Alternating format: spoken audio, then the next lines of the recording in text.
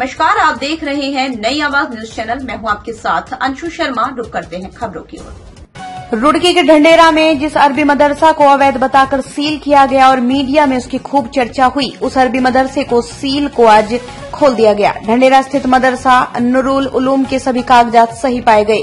खानपुर विधायक उमेश कुमार और मुफ्ती रियासत इस मौके पर मौजूद रहे। अब विधिवत रूप से बच्चों की पढ़ाई शुरू की जाएगी। रुड़की प्रशासन द्वारा इस तरह की पहली कार्रवाई है जिसमें सील के बाद अरबी मदरसा खोला गया हो। इस दौरान विधायक उमेश कुमार ने कहा, उन्होंने चुनाव में जनता से जो वादे किए थे वो हमेशा पूरा करेंगे। उन्होंने कहा, मदरसों पर राजनीति नहीं होनी चाहिए, लेकिन जो अवैध मदरसे हैं उन पर कार्रवाई होना ठीक है।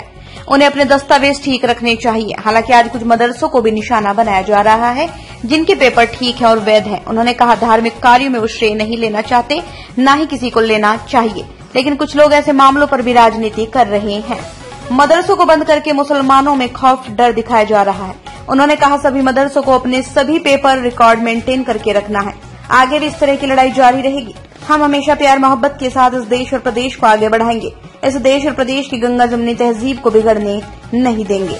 ये इस मदरसे को सील कर दिया गया था, जो कार्रवाई सरकार अवैध मदरसों के खिलाफ कर रही है और हम सरकार के साथ हैं। अवैध मदरसों को जो अवैध हैं आप उन्हें सील करिए, जिनके कागजात पूरे नहीं है आप करिए, हमारा कोई विरोध नहीं है। लेकिन जो जायज हैं, जहां बच्चे पढ़ रहे हैं, जहां तालीम दी जा रही है, आप उन जायज मदरसों को जिनके पेपर सदियों से पूरे हैं आप उन्हें सील करने का काम क्यों कर रहे हैं? अधिक कोई अच्छा कर भी रहे हैं, एक कारण बताओ, नोटिस तो आप जारी करेंगे ना कि आप किसी की संपत्ति को सील करने आ रहे हैं, उसका कारण क्या है?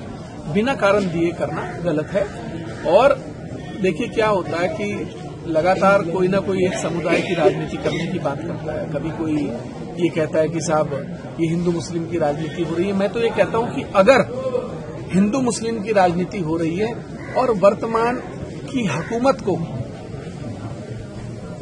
एक समुदाय से दिक्कत है, तो फिर ये जो ईदी बट रही है ना, जो सौगात दी जा रही है, ये भी बंद करें। इस मदरसे को किया गया था तो कहां से खोला है? सारे दस्तावेज चेक करवाए गए हैं, उनको एक एक पेपर दिया गया है, जांच की गई है, कानून को तहसीलदार की रिपोर्ट लगी है, एसडीएम की लगी है, तब जाके खुला है।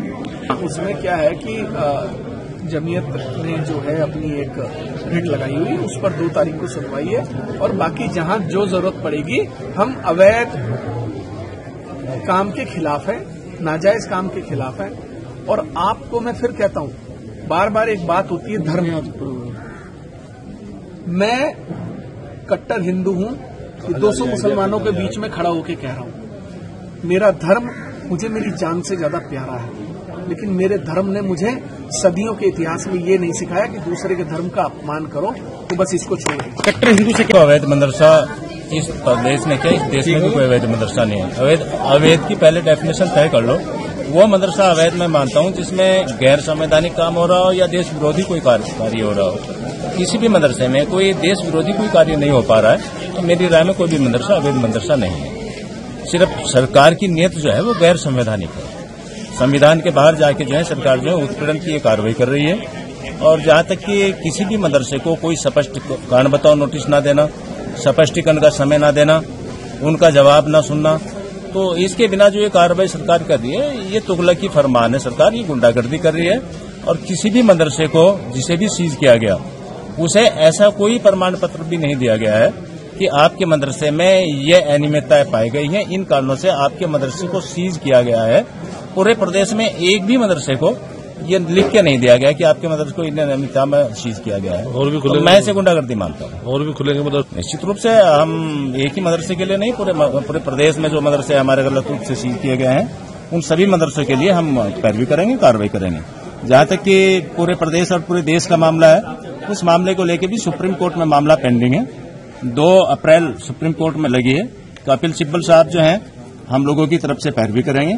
मैं उम्मीद ये करता हूं कि 2 अप्रैल में कुछ न कुछ हम लोगों को रेट सुप्रीम कोर्ट के माध्यम से मिलेगा।